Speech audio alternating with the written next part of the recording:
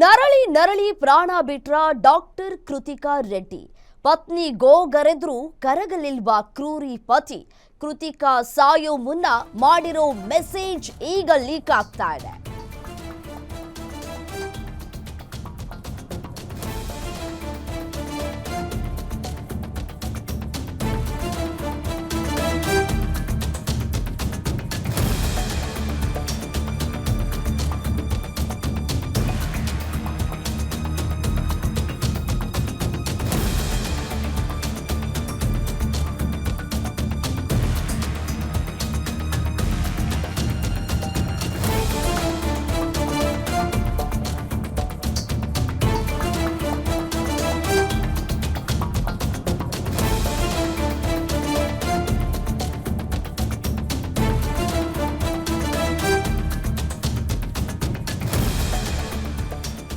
ನೋವು ತಡೆಯಲಾರದೆ ನರಕವನ್ನ ಅನುಭವಿಸಿದಂತಹ ಕೃತಿಕಾ ನೋವು ತಡೆಯೋಕೆ ಆಗದೆ ಐವಿ ಕ್ಯಾನಲ್ ತೆಗಿತೀನಿ ಅಂತ ಕೂಡ ಹೇಳಿದ್ದ. ಬೇಡ, ಇವತ್ತು ಒಂದಿನ ಡ್ರಿಪ್ಸ್ ಹೋಗ್ಲಿ, ತೆಗಿಬೇಡ ಎಂದಿದ್ದ ಪಾಪಿ.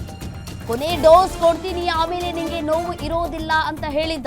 ನೋವು ಇರದಂತೆ ಮಾಡ್ತೀನಿ ಎಂದು ಮೆಸೇಜ್ ಮಾಡಿದಂತಹ ಮಹೇಂದ್ರ ದಿನಕ್ಕೊಂದು ಭೈರಾಗ್ತಾ ಇದೆ. ಮಹೇಂದ್ರನ ಕೀಚಕ ಕೃತ್ಯ. ನರಳಿ ನರಳಿ ಪ್ರಾಣವನ್ನ ಬಿಟ್ರ ಡಾಕ್ಟರ್ ಕೃತಿಕಾ ರೆಡ್ಡಿ. ಪತ್ನಿ ಎಷ್ಟೇ ಗೋಗರಿದ್ರು ಕ್ರೂರಿ ಪತಿ ಕರಗಲಿಲ್ವಾ ಅಂತ ಹೇಳಿ ಕೃತಿಕಾ ಸಾಯೋ ಮುನ್ನ ಮಾಡಿರುವಂತಹ ಮೆಸೇಜ್ ಏನಿದೆ ಅದು ಈಗ ಲೀಕ್ ಆಗ್ತಾ ಇದೆ. ಆ ಒಂದು ಮೆಸೇಜ್ ಹೇಳುತ್ತೆ ದುಷ್ಟ ಪತಿಯ ಕ್ರೌರ್ಯ. ಸಾಯುವ ಕೆಲವೇ ನಿಮಿಷಕ್ಕೂ ಮುನ್ನ ಪತಿಗೆ ಮೆಸೇಜ್ ಅನ್ನ ಮಾಡಿದ್ದಾರೆ.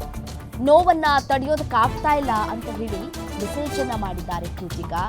ಏಪ್ರಿಲ್ 23ರಂದು ಪತಿ ಮಹೇಂದ್ರಗೆ ವಾಟ್ಸಪ್ ಮೂಲಕ ಸಂದೇಶವನ್ನ ರವಾನೆ ಮಾಡಿದ್ರು. 3 ದಿನ ಐವಿ ಡ್ರಿಪ್ಸ್ ಹಾಕಿ ಇಂಜೆಕ್ಷನ್ ಕೊಟ್ಟಿದ್ದಂತಹ ಮಹೇಂದ್ರ ರೆಡ್ಡಿ ಏಪ್ರಿಲ್ 21ರಿಂದ ಏಪ್ರಿಲ್ 23ರವರೆಗೂ ಕೂಡ ಐವಿಯ ಮುಖಾಂತರ ಇಂಜೆಕ್ಟ್ ಮಾಡ್ತಾ ಇದ್ದ. ಆಕೆ ಸಾಯೋದಕ್ಕೂ ಮುನ್ನವೇ ಮೆಸೇಜ್ ಮಾಡಿದ್ರು.